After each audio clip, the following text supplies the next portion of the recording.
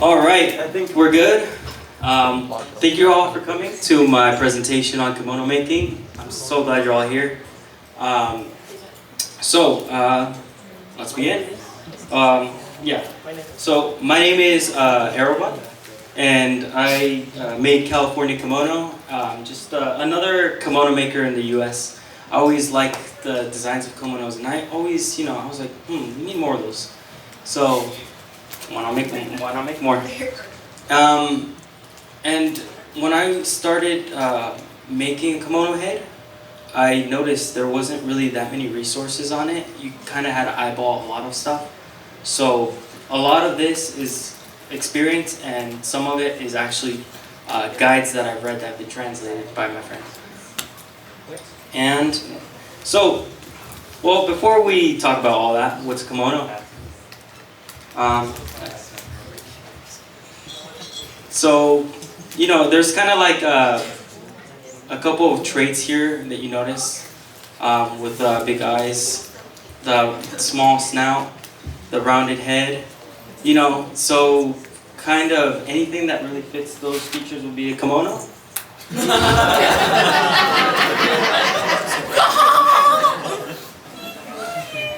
Yeah, dude, this character was the best. You're awesome. A little bit more detail on who am I. I started like 2 years ago. I told my cousin, I'm never gonna be a furry ever. You can miss me with that. And then he got me a sewing machine. It was over from there. So this was my first suit, actually. And it was a huge learning experience. And it is my first suit, but I revised the hell out of it as I was working on it. In fact, the hair I actually recently revised. So I always just find new things to do, but it's always going to be an ongoing project. But the thing is, it was like a decent looking first fursuit. So I thought, maybe it was a happy accident. Hopefully I can make another suit with using a different face proportion, different face design, and still have it look good. So I went and did that. And I actually managed to, for my third suit, so this second suit was just made in a week, just to spite my cousin for turning me into a furry. Made it out of hunger. Yeah, but for my second suit, it was another design that I came up with, and I used a lot of what I'm about to show you to make more new kimono designs that are different from one another that still have a kimono feel. Like, you do not have to come up with a happy accident in order to make it. You can get consistent results. And this one was my fifth one.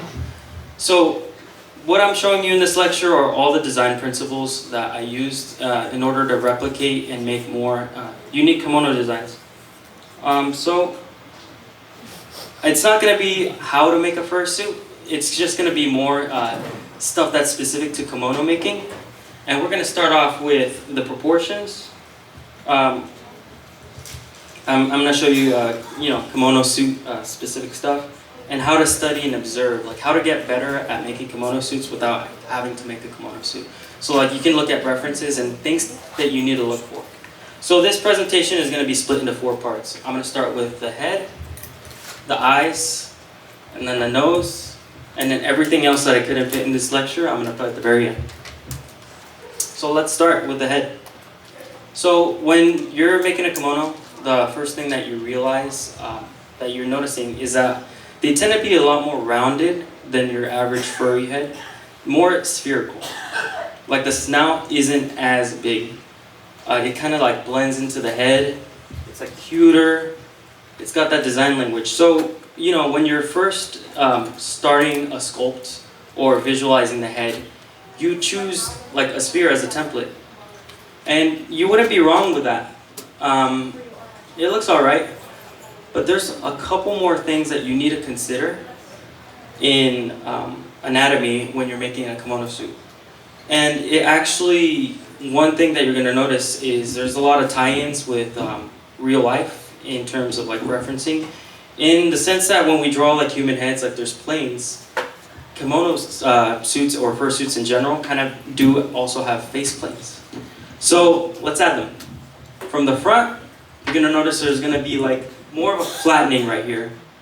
So what this does is it creates more of, it's just gonna look a lot less goofy. So if I put my head down on the table, perfect.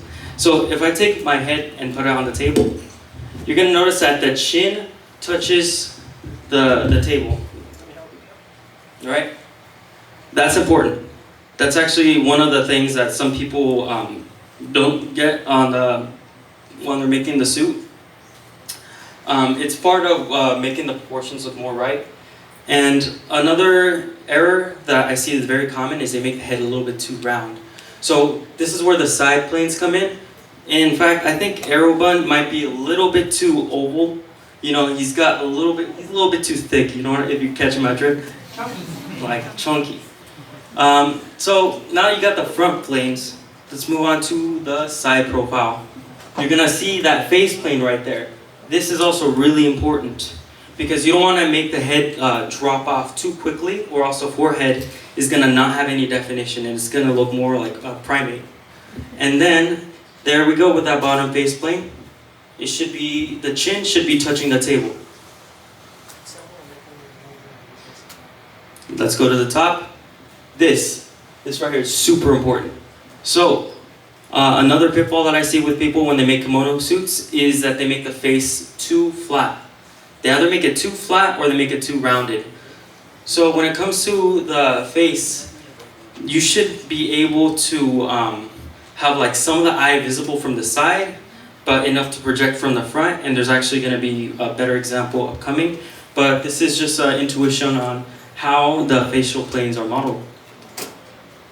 But right here, this is what I'm talking about. So when you're making a head, from the front, you take the width of the eye, turn it on the side, and half of the width of the eye should be visible. If you follow this, you will make it so that the head does not look weird from the side, because that is actually another common pitfall that I see.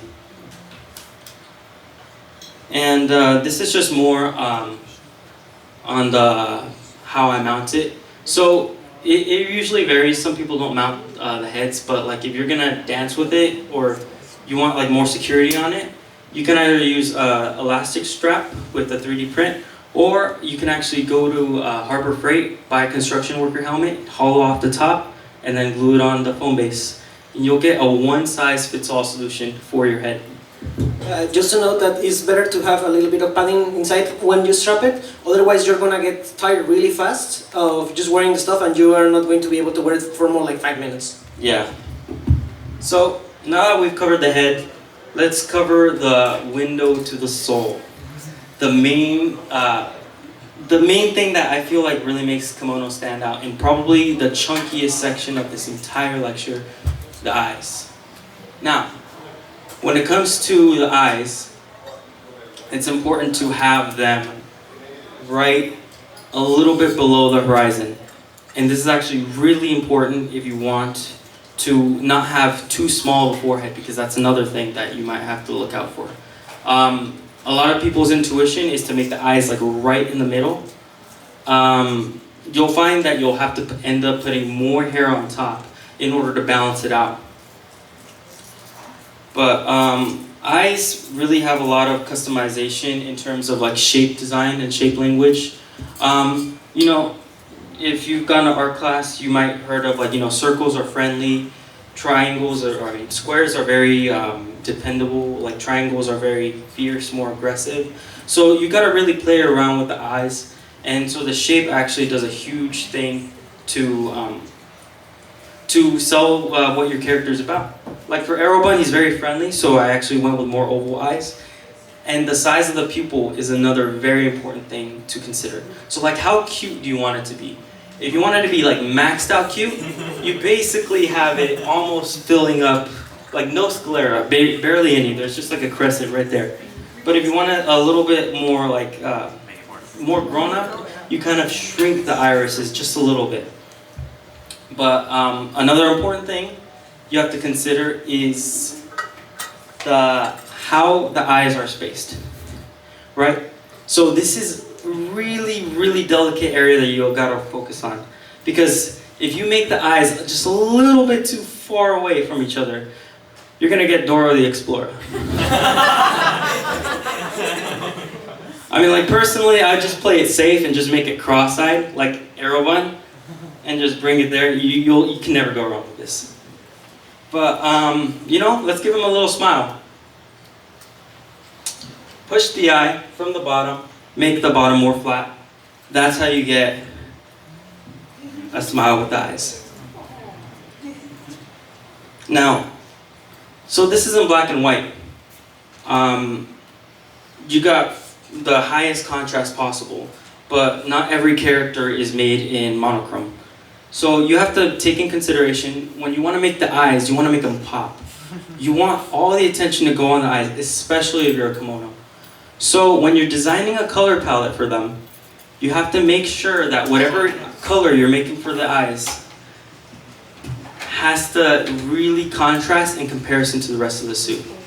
Like for the shinks that I made here, I made sure that the eyes were the most golden color imaginable. And when we picked out the fabric at Big Z, I was like, okay, you gotta pick like very, very light yellow just to make sure it doesn't really distract from the eyes. Now, this isn't a universal truth, and I'm gonna get to that, but you know, it's kind of a suggestion. You know, once you know about the suggestions, then you can play around with it, because I've actually seen some suits where the irises are very pale, but they just make it work really well because they can play around with the contrast of the eyelashes and the eyebrows to bring the attention back to the face. Now, you know, other ways of adding contrast, and another very distinct kimono feature, are the domes. And this is why the domes work. The domes actually add a very bright reflection that you can only get from shiny plastic that really turn up the contrast to make them more visible. Now, when you're actually going to install domes, you got to make sure that you add a backing on the back. You got to seal it off. Because what happens is, if right here, if we have pure mesh, the water's actually going to seep in and it's going to fog up on that dome, and you're not going to actually be able to wipe it off. So these eyes have to be airtight. And, well, this is another really big one. I'm going to show you right now. There's a little thing called follow me eyes. And, oh my god, please do this when you make a fursuit. There are two reasons why you should do follow me eyes. First, follow me eyes have an effect of blocking off the light. So when the light hits it, it's actually going to create a shadow right here. That shadow adds a lot more depth to the eyes. So on top of the domes, you have highlights. You now have a shadow. So now you have even more contrast within the eyes, and they're just deeper.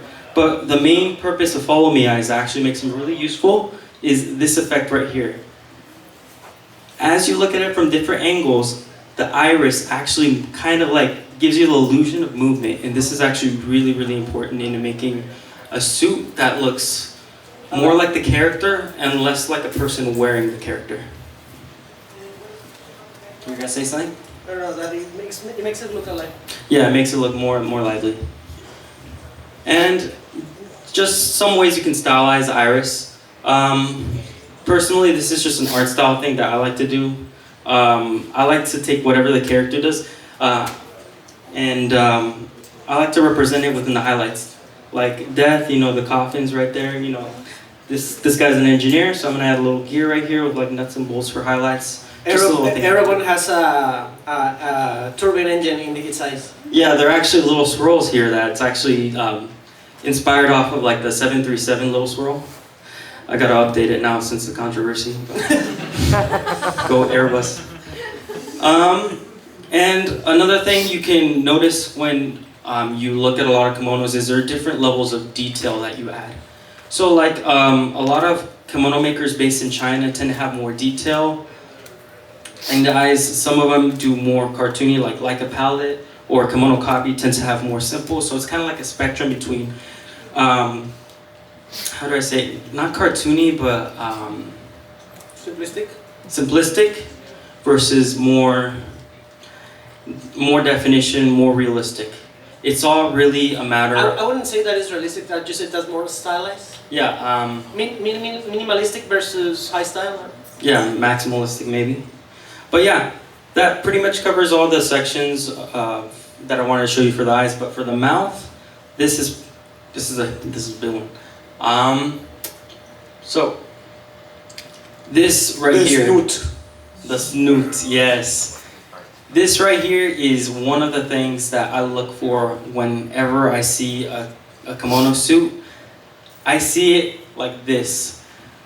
This is what I want you all to do whenever you see a kimono suit. I want you to pay attention to the relationship that the snout has to the eyes. And this is actually what I think makes a kimono suit very identifiable as a kimono suit. The eyes tend to be almost the exact same size as the snout. And they're almost spaced like a Tetris piece, actually. It's like a T formation. Triforce. The Triforce, yes. So, and this is me doing it. You can actually just take any picture of a kimono suit, you can trace over it, and you can actually kind of see a lot of styles, a lot of makers use their own proportions. Like Mofu Mofu, the dancing tiger, he actually tends to have the mouth region just like a little bit bigger than the other ones, like the eyes tend to be smaller, and that's something that you see in all of their heads. Very similar in proportion. But when it comes to making the mouth, this is more of kind of the way I do it. But usually when I take the mouth circle or the mouth ellipse, I actually tend to have the mouth on the one half and then the nose on the other, just to like make it more like add some balance to it. Now, on making the mouth too big or too small, a surefire, easy way to know is by extending a line and making sure that it does not cross the middle of the pupil. As long as you don't cross this region, it won't look too big from the front. Now, from the side, that's a very interesting story. This is where you have the creative liberty in making it the way you like, because this is so varied, but I like to take inspiration from nature. And a lot of, well, you've seen that meme of like people tracing over anime cats and then drawing anime girls? Yeah, it's kind of like that actually. In fact, I would say like almost every kimono is like part cat in a way, because they almost kind of tend to follow this shape right here. So I would take note of this shape, make sure you understand and study this side profile, because you're gonna see it a lot in kimono suits. And when, if you go to the kimono meetup, you're gonna notice that shape repeating over and over again.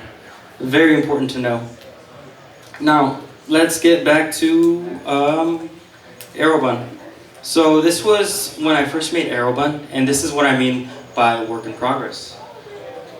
When I first made him, I made the snout on the larger side, and then I did some test fit eyes, and then I actually sewed the sock. This is him right here. Oh no! But this is what the sock looked like before, right? So something didn't look right with me. Something just didn't really sell the kimono look, and it's not the fact that the snout was too big. It has to do with the expression. And there's something that I noticed when it comes to fursuit making. Fur tends to mute a lot of features. So when you want something to show through fur, you have to really push it to where the base that the fur is being laid on almost looks like this. So we went from this to this, really pushing that smile right here, right? But, okay, something is still not right with that mouth. And it almost kind of relates with the eyes. It's the contrast. So if you want to make a mouth show through fur, sometimes you either got to airbrush or you got to put some fabric to really define the shape of the mouth. For what I usually do is I usually add a piece of felt and then curve it to the mouth. And that's how I get this effect. So this, I'm almost uncomfortable to give you like too much guidance on the mouth, because ultimately it's something where you have a lot of freedom and control over, because some kimono makers actually extend the snout way longer and it looks completely like perfect. And some kimono makers like I tend to really be really conservative with how big the snout is. So it's something that you're just gonna have to look at a lot of kimono suits from the side and then really see for yourself how big do you like to make the snout. Then you can start replicating. And for the last part of my lecture, we're just gonna go on some miscellaneous stuff. So when you're making a kimono suit and a fursuit, usually you're gonna notice that you add like, on a kimono, they have a little bit more padding, or a lot of padding. Yeah, you want them thick. Usually, I see two different trends. Usually, like the triangle shape or the diamond shape. I would say like with Aerobun, he's more diamond shape. Some makers like Kemono Copy usually tend to have them very like triangle, like in terms of like bottom heavy. This is also another thing that you're gonna have to study and observe a lot of fursuits to learn, and see where you like your preferences, or if they meet in the middle. And for the miscellaneous stuff, let's go on to shaving. So I know this is kimono specific stuff, but shaving is so important to the final look of a suit that it can almost like make it or break it. Like, I wish it wasn't the hardest step of the process, but it really isn't. It really is a skill set on its own. So when it comes to shaving, all I can tell you with certainty is that the shortest patches of fur, which usually the shortest you should go is like around 8 millimeters, like a centimeter thick fur, should be around that region. So any of the longer fur would be outside of that blue line. And then when it comes to adding the hair, I usually like to cut it in like these diamond shapes or almonds. And I usually like to lay them one by one. This is also kind of like a stylization thing. Right now, recently, I've actually been experimenting with more jagged kind of pieces, like more pieces that have like two tips to them. So you're also gonna really have to look at how the suits that you're making, like how you want them to look. But overall, this part of the process is usually done impromptu. You can actually, Yeah, you can experiment a lot. When it comes to this part of the process, because, assuming that you're hand sewing it, you can actually cut off the stitches, remove it, and then sew it back on in a different way over and over again until you get the result that you like. This part kind of comes with experience, but it's just Remember, all of this is to express your own likings. It's your character. You can do it whatever you want. It comes with experience, but the main important part is have fun and express your own creativity. So it does require a little bit of putting your own touch into it. Yeah. So I think that wraps up the end of my lecture. So just to recap the common pitfalls that I've seen on a lot of suits. When you're starting out, you gotta make sure that the eye spacing is not too close or not too far apart. If you want to know how big a kimono blind spot should be, think of take 4 fingers, put it in the middle of your face, and that's usually like the blind spot that most kimono suits have. The eyes being too small.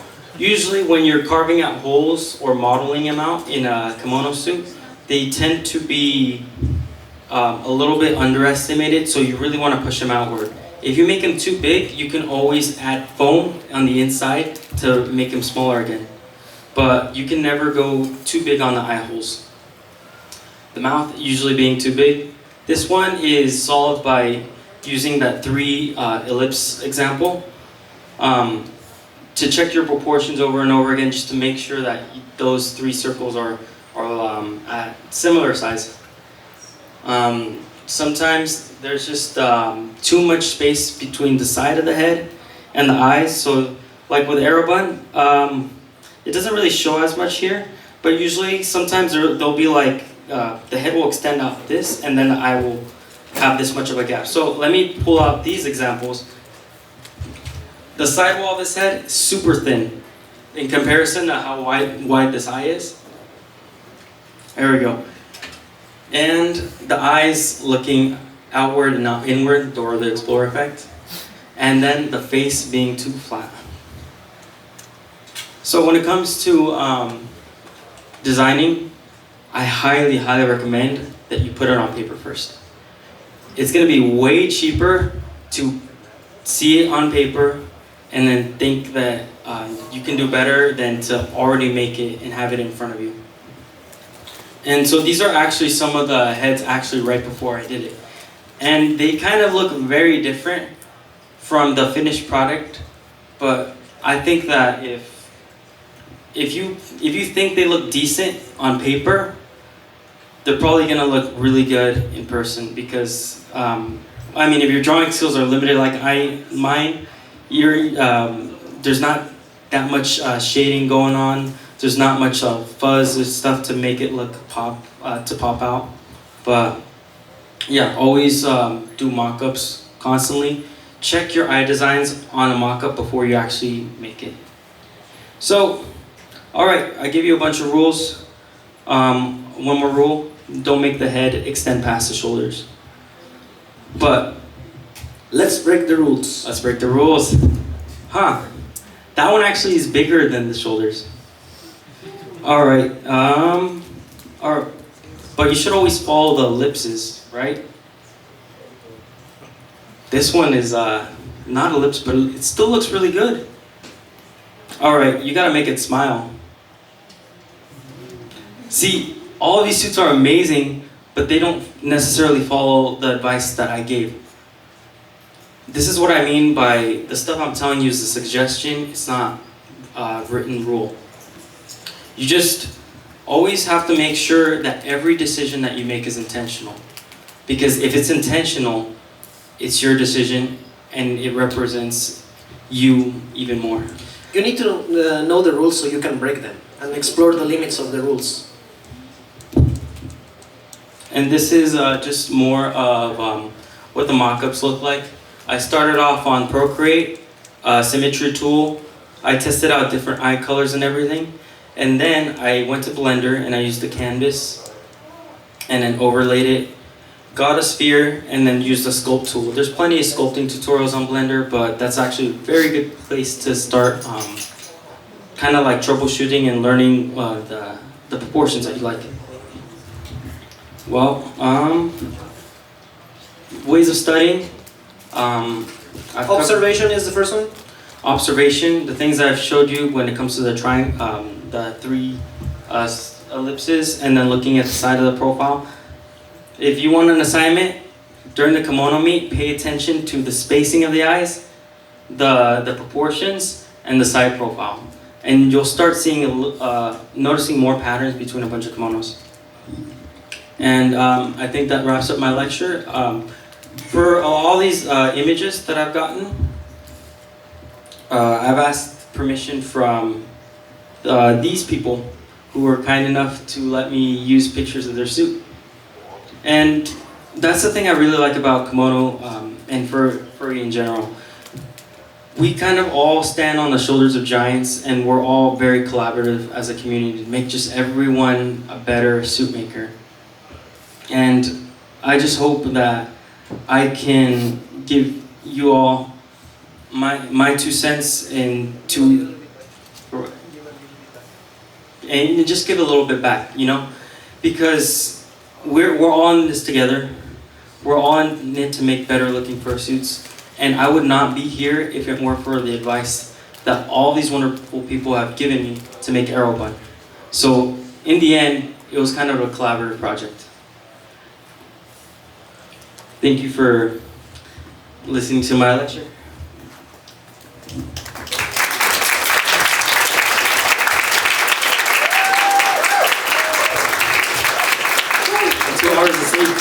Okay, we're gonna do a little bit of Q&A. I'm sure that there's a bunch of questions. I'll just, if you have a question, tell me, and I'll repeat it for the camera, and then he will answer. All right. Over there. What is your opinion about pre-made head bases? Well, I don't know. Actually, you could pass these around. These are two head bases that I've made using the same principles that I've had. I think that it's also important to be hands-on.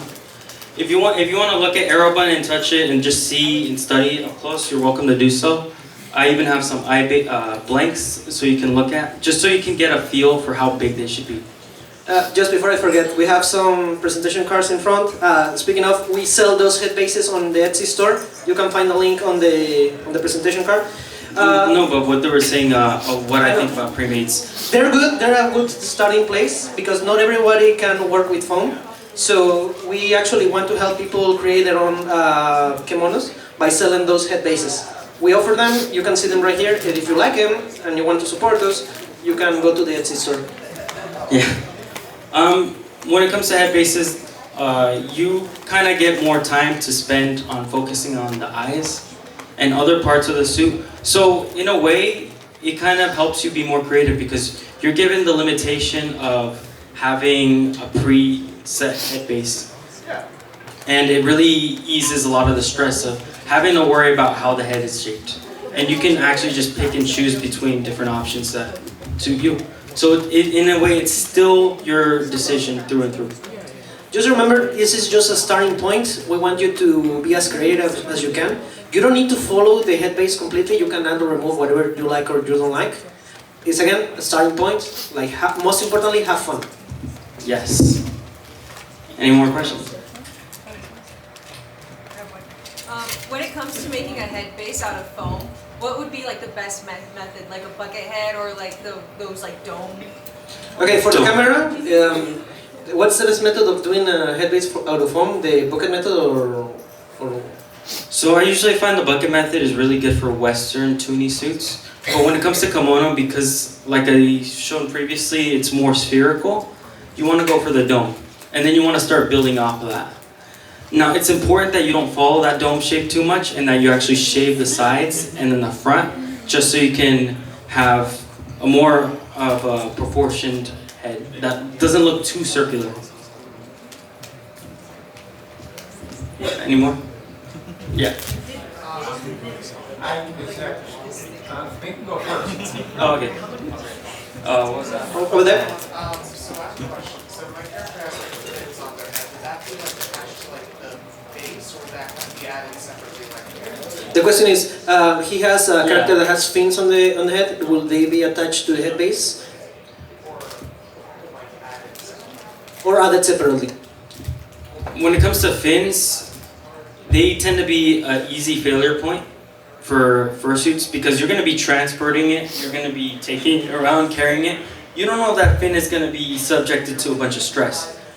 So if you have something sticking out, I highly recommend you either A, make it removable, or B, make it fixed in place from the get-go. Like, as you're designing the base in mind, you build the fin in there and integrate it. Just like the ears on any other character, you can use the same method. They have a backing of foam that is glued to the head base, and that way you have a strong attachment point, and they will not come loose. I do recommend that you make them flexible so you can pack them into a case or something. If you make them hard, you're just gonna break them. Any more? No, over there. Wait. Where? Oh, sorry. Yes.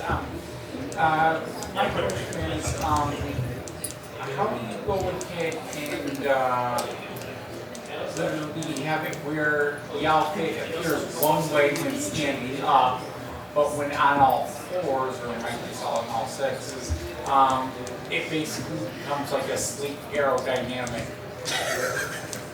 Aerodynamic.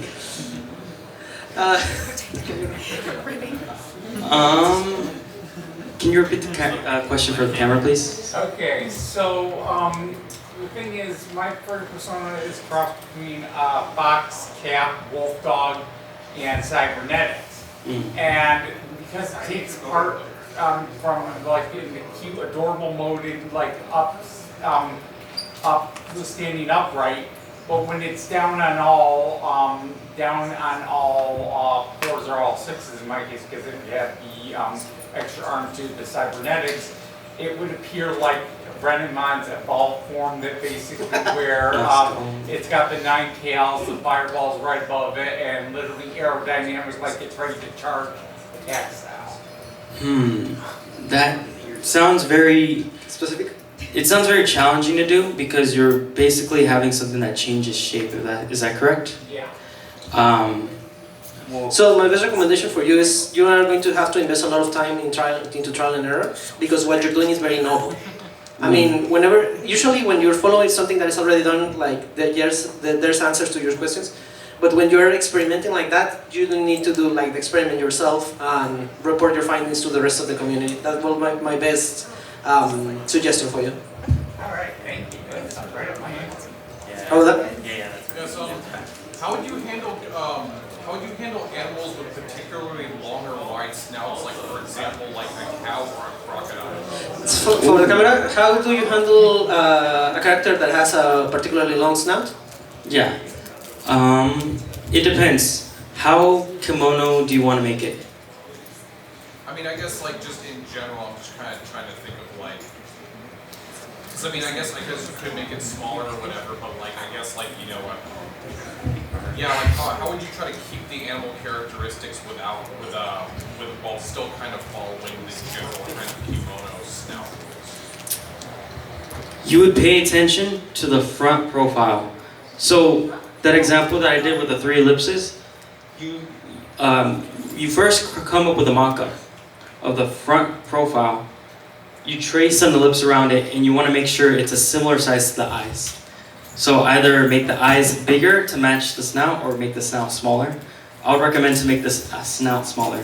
And then you can actually turn it on the side profile, and then you can start coming up with a side design, and then you can marry both of the profiles together. Find something that fits both the front and the side profile that you just did, and I think that'd be the way to do it. Also, there's a bunch of examples of kimonos that have a particularly long snout, mainly foxes. We have a couple right here that you can take a look. Just because like they're a kimono doesn't mean that the snout needs to be attached to a particular style. For example, we have this one over here, we have another one over there. You can look in. You can do an exercise and observation into the community where they have, taking the ideas from there. If you're going to do something more novel like a cow, the first thing that I would recommend is like do a little of drawing on paper, and then you can decide, okay, I want it to look more like kimono, more toony, and go from there. See, as long as it kind of follows this design principle, you should be good. It only needs to happen from the front. You can play around with the side a little bit. I kind of have like a similar question like that, but for example, like birds, like beaks, kind of making like the shape of the beak, so it kind of still fits that style, and like giving it kind of like expressions. So the difference with the beak and kimono snout is that a kimono snout is like an igloo, and a beak is more like a teepee hut. It's a triangle.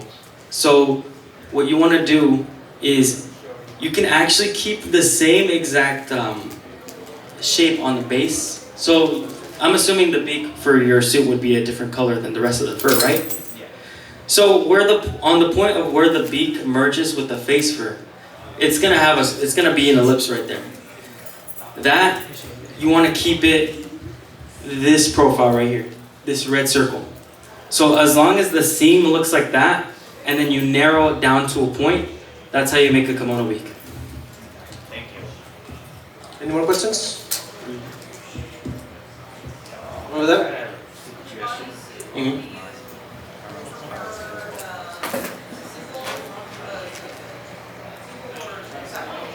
The bodysuit, do you prefer a single or a separate?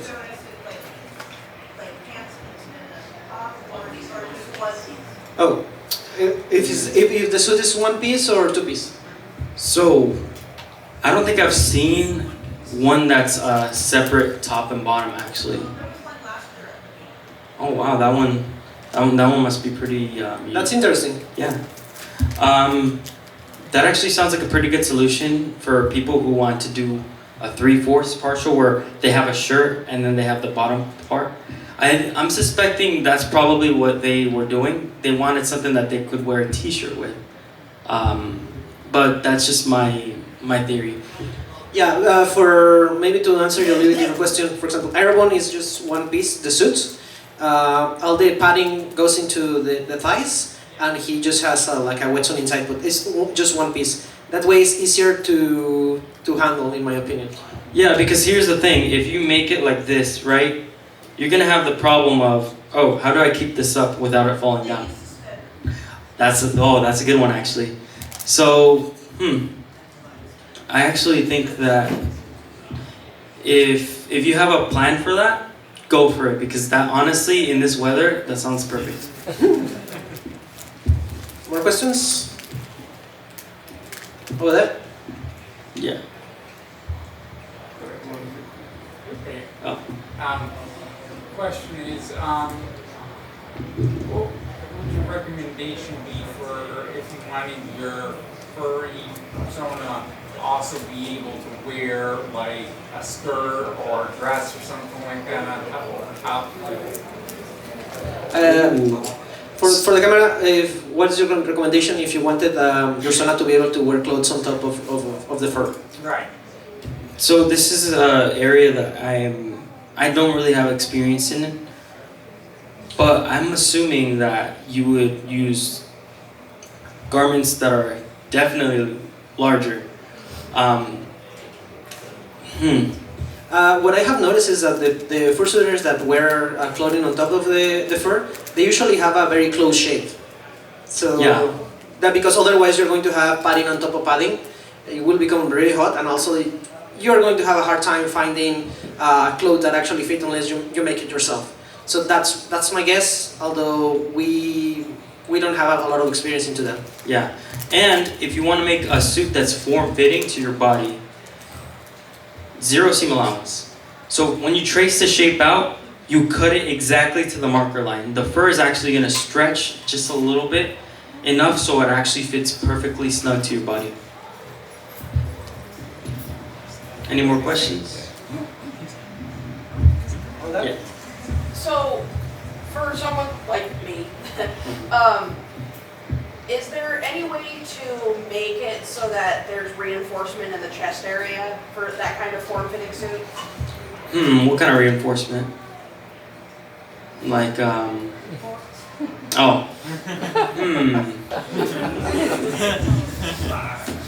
The question is like how to put reinforcement into the chest area.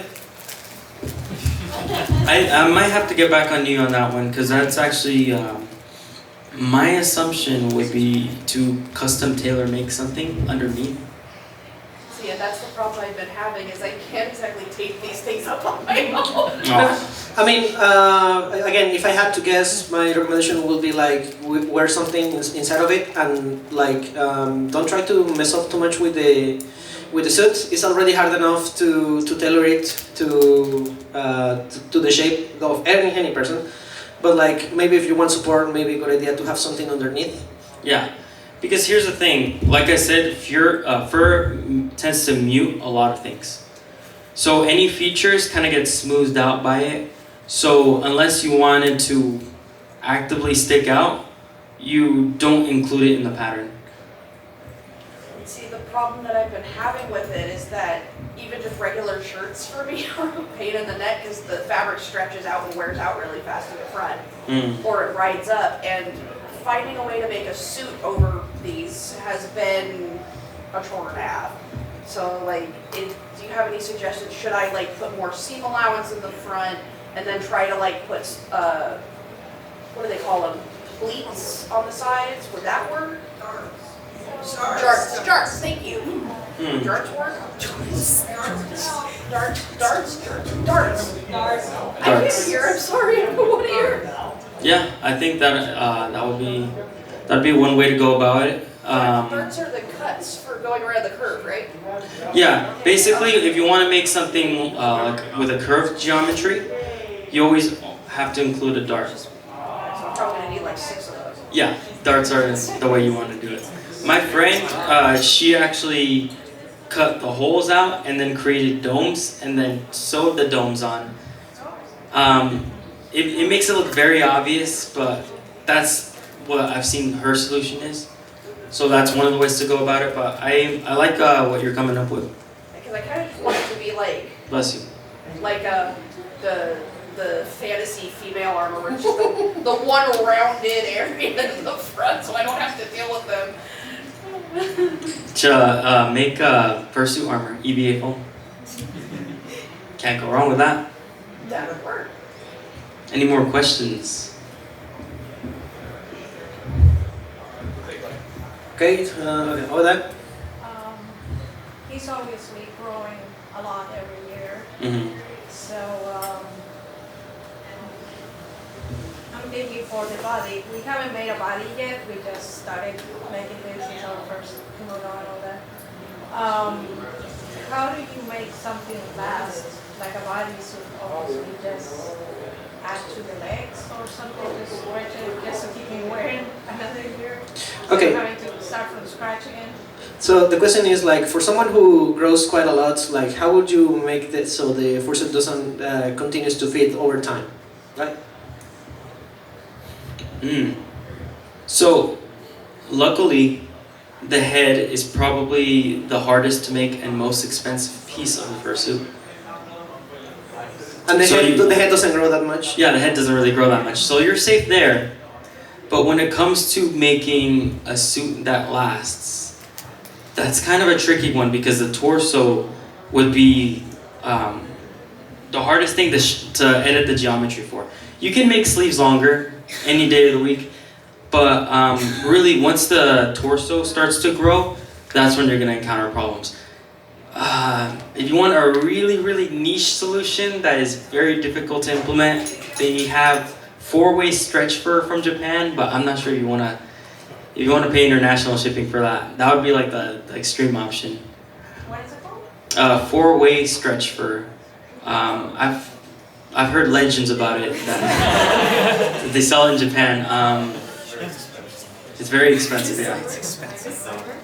Yeah, I think that the cheap option will be like keep it a partial until he reaches his maximum size, and then just make something tailored to them. Yeah, I mean, if anything, if they're like small, if they're a kid, it's probably gonna use like 2 yards of fur, 3 maybe.